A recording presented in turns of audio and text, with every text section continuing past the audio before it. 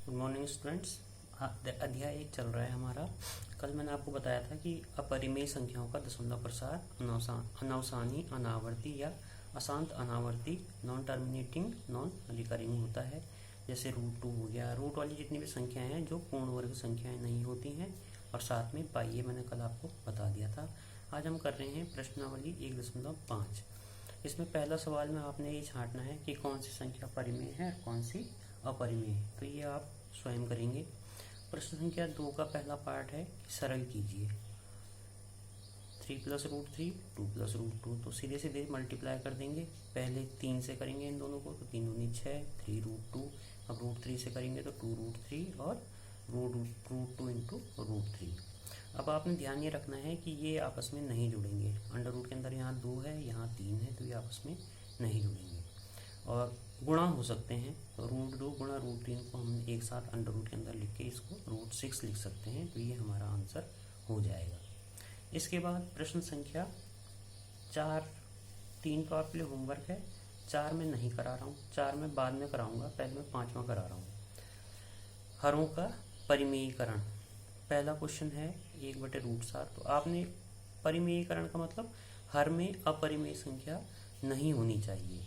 यहाँ √7 है, तो इसको हटाने के लिए हम क्या करेंगे, √7 से गुणा और भाग कर देंगे। तो नीचे √7 गुणा √7 7 हो जाएगा, और ऊपर √7 गुणा 1 √7 हो जाएगा। तो नीचे जो अपरिमेय संख्या थी वो अपरिमेय संख्या में बदल गई। तो ये हर का परिमेयीकरण हो गया है। इसका दूसरा पार्ट है 1/√7 - √6।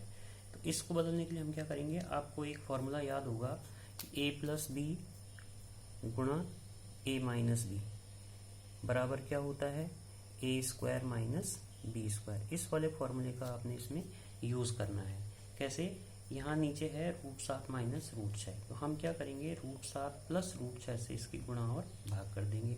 तो नीचे ये a - b और a + b हो गया, तो a² - b² हो जाएगा। ऊपर √7 गुणा √6 गुणा 1 है, तो ये ऐसे ही रहेगा। √7 का स्क्वायर 7 और √6 का स्क्वायर 6, तो 7 में से 6 गए, नीचे 1 आ जाएगा, उसको लिखने की जरूरत है नहीं। तो ऊपर आ गया हमारे पास √7 + √6। इसके बाद होमवर्क में आपके लिए प्रश्न 5 का तीसरा और चौथा पार्ट भी है। और अब मैं आपको करा रहा हूँ प्रश्न संख्या 4। प्रश्न संख्या 4 में है कि आपने √9.3 को संख्या रेखा पर प्रदर्शित करना है। उसके लिए आप क्या करेंगे, ये सिर्फ √9.3 के लिए नहीं है। अगर यहाँ पर कोई भी संख्या होगी जिसको आपने संख्या रेखा पर दिखाना है, तो उसके लिए मैं आपको बता रहा हूँ कि आपने क्या करना है। सबसे पहले आपने एक संख्या रेखा बनानी है। ये हो गया इसका 0, और इसके बाद आपने जितना ये है, कितना है 9.3, तो यहाँ से 9.3 पीछे की तरफ हो, 0 से पहले 9.3 पर निशान लगा देना है। हमने मान लिया कि हमारा 9.3 यहाँ पर आया। आप स्केल से लगाएंगे, ये है कितना, यहाँ से यहाँ तक है 9.3, √9.3 नहीं, सिर्फ 9.3। इसके बाद आप इससे आगे एक डिस्टेंस लेंगे अपने स्केल से। आपने इधर 9.3 नापा है, तो इधर आप 1 नापेंगे। 1 जहाँ पर भी आएगा आपका वहाँ निशान लगा देंगे। ये डिस्टेंस हो गई आपकी 1।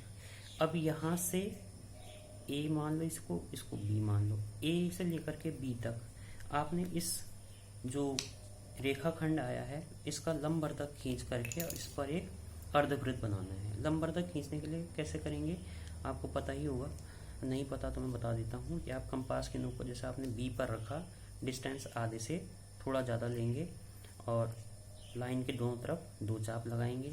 वही डिस्टेंस रख करके प्रकार के नोक को ए पर रखा और फिर से हमने 2 चाप लगाए।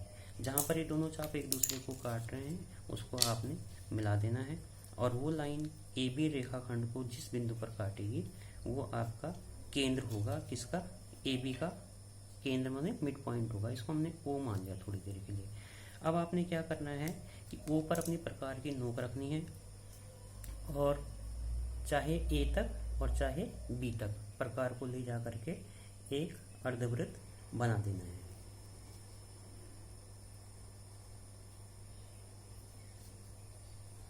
इस टाइप से आ जाएगा, ये आ गया। उसके बाद आपने इस ओ बिंदु से, ओ बिंदु नहीं, ओ बिंदु तो ये है, ये 0 है, इसको आप कंफ्यूज मत कीजिएगा, ये ओ, चलो इसको हम कुछ और नाम दे देते हैं, इसको हम एम लिख देते हैं अगर आप कंफ्यूज हो रहा है। ये 0 है संख्या रेखा का और ये मध्य बिंदु है एम। अब आपने इस 0 पर एक लंब खींचना है। लंब खींचना मैं आपको पहले भी बता चुका हूँ कि यहाँ पर आप प्रकार की नोक को रखेंगे और एक चाप लगाएंगे और फिर ये इस टाइप का, फिर यहाँ प्रकार की नोक रख करके एक चाप, फिर दूसरा चाप और इसी से एक चाप इधर ऊपर और एक चाप इधर भी ऊपर। अब आप इसको 0 से मिलाते हुए खींच दीजिए लाइन, ये हो गया लंब।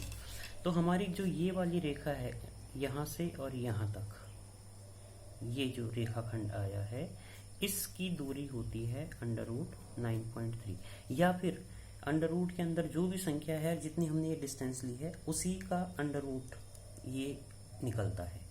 अब क्योंकि ये 0 पर ही है तो हमने क्या करना है, 0 से इसको नाप देना है इतना जितना भी आ रहा है और इसको आगे ऐसे बढ़ा दीजिए संख्या रेखा पर।